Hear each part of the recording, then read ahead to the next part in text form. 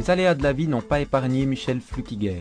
Douloureusement touché par la perte d'un de ses enfants, il nous raconte comment Dieu l'a rejoint dans sa souffrance et continue de l'accompagner aujourd'hui. Michel est agriculteur et il vit dans le canton du Jura. En 80, je me suis marié et ensuite nous avons eu un petit garçon en 82, nous avons eu des jumeaux en 83 et en 85, en automne 85, nous avons appris donc notre fils aîné, donc qui avait 4 ans, avait la leucémie. Enfin, il n'avait pas encore 4 ans. Et ça a été un choc terrible en fait. Et dans ces moments de questionnement, donc nous habitons au Jura, nous devions nous rendre à Genève régulièrement, toutes les semaines. Le petit était hospitalisé pendant 1 semaine, 2 semaines. Il fallait qu'il y ait finalement une garde auprès de lui. Donc on faisait un tournus. Et des personnes dans ma famille nous ont parlé, à ma femme et à moi, de Dieu et du Seigneur qui pouvait nous aider, qui pouvait nous secourir. Et il est vrai qu'il y a une personne là, assez âgée, de passer 80 ans, est venue à l'hôpital et a prié pour notre fils. Et il y a eu une amélioration extraordinaire. À l'hôpital, donc à Genève, le personnel, les médecins, les infirmières ne comprenaient pas ce qui s'était passé. Mais enfin, toujours est-il que ça nous a fortement interpellés, parce qu'on était aussi, quand même aussi révoltés, et puis se dire, mais qu'est-ce qui se passe en fait? Souvent nous partions, tout à coup, nous avions un téléphone de l'hôpital quand on allait à Genève, à 10h30 le soir, il faut venir tout de suite. Donc nous partions du Jura, nous arrivions à 1-2 heures du matin avec le petit.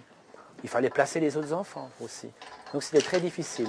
Mais ça a été un temps où finalement nous sommes revenus finalement à nos racines, je dirais, à cette foi qui nous avait finalement paru un petit peu dépassée.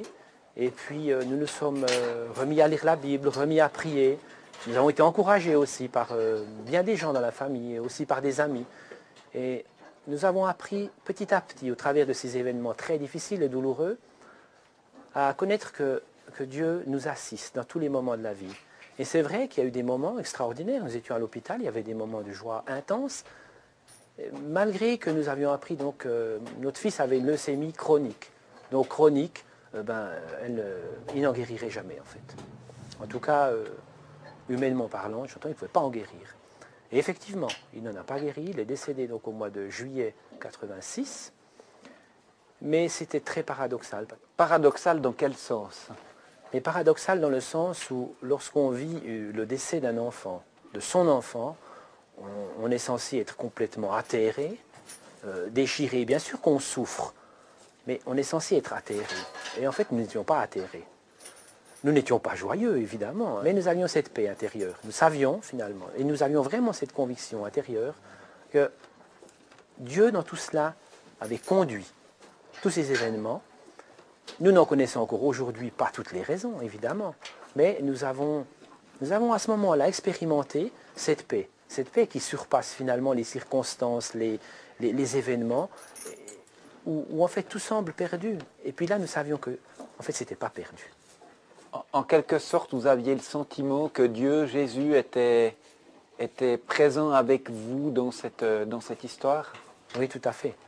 Et oui, il était très présent et il nous donnait sa paix. Et puis vraiment, dans nos cœurs, nous avions cette conviction qu'il était là et qu'il cheminait avec nous.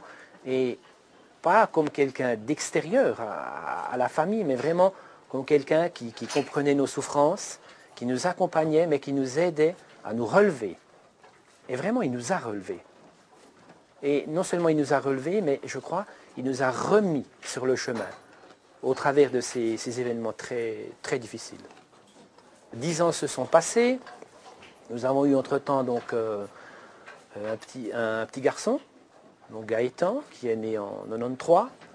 Et il est vrai que suite au décès de Claude, suite à toutes ces difficultés, nous disions, mais nous ne pouvons plus avoir d'enfants.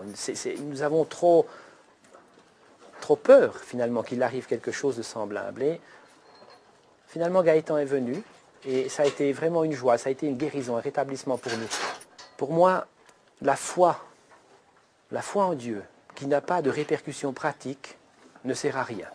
Je dirais la chose la plus marquante, c'est vraiment que dans toute cette marche, des difficultés, il y en a partout. Mais dans cette marche, finalement, on peut expérimenter de ne plus avoir peur. Peur du lendemain, peur de ne pas arriver, peur de ne pas être le premier, peur de ne pas avoir à manger, de ne plus avoir son entreprise demain.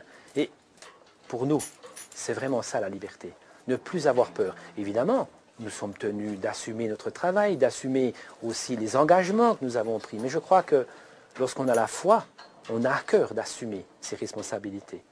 Mais on le fait avec d'autant plus d'efficace lorsqu'on n'a pas peur.